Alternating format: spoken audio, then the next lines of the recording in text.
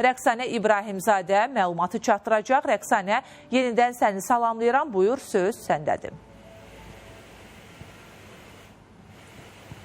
Salam Çinarə, hər vaxtınız xeyir olsun. Biz artıq bir neçə gündür ki, mütəmadi olaraq bununla bağlı informasiyalar təqdim edirik ki, ölkə ərazisində yenə epidemioloji vəziyyətlə bağlı hazırda bilirik ki, mövsümü qrip virus infeksiyaları yayılır və təbii ki, bu da insanlar arasında səhhətlərində müəyyən problemlərə yol açır və elə Səhiyyə Nazirliyindən bununla bağlı informasiya təqdim olundu ki, daha doğrusu Səhiyyə Nazirliyi Respublika Gigiyena və Epidemiologiya Mərkəzindən informasiya təqdim olundu ki, mövsümü xəstəliklərin daha çox ağırlaşması insanlarda pnevmoniya riski yaradır və təbii ki, bu da heç xoşa gələn bir hal deyil. İnsanların səhhəti üçün təbii ki, narahatlıq yaranır və biz elə Səhiyyə Nazirliyinin bu istiqamətdə olan çağırışı və gördüyü profilaktik tədbirlərlə bağlı informasiyanı qonağım mərkəzin direktor müavini Samirə Nəcəfovadan əldə edəcəyik. Xoş gördük Samirə xanım. Buyurun, suallarımıza cavabı sizdən eşidək. Xoş gördük. Hər il olduğu kimi kəskin respirator virus infeksiyalarının payız-qış mövsümündə, payız-qış mövsüm aylarında, yəni qış aylarında artımı müşahidə olunur.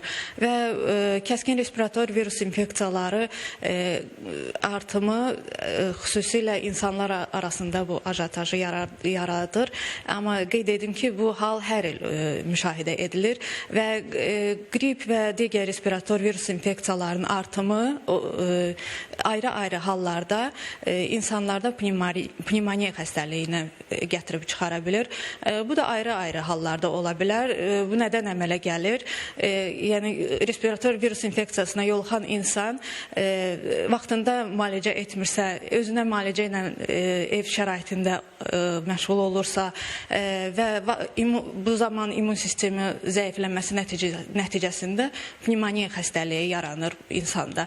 Və əhalini bu viruslardan qorunması üçün qapalı məkanlarda tibbi maskadan istifadə etməsini, şəxsi gigiyena qaydalarına riayət etməsini tövsiyə edirik. Ən əsası da kəskin respirator qrip infeksiyasının qorunması üçün qrip əleyhinə vaksin olunmasını tövsiyə edirik və çağırırıq. Yəni, ölkədə epidemioloji vəziyyət nəzarət altındadır. Bütün yoluxucu xəstəliklər müvafiq qurumlar tərəfindən nəzarətə aparılır. Vəziyyət epidemioloji olaraq stabildir.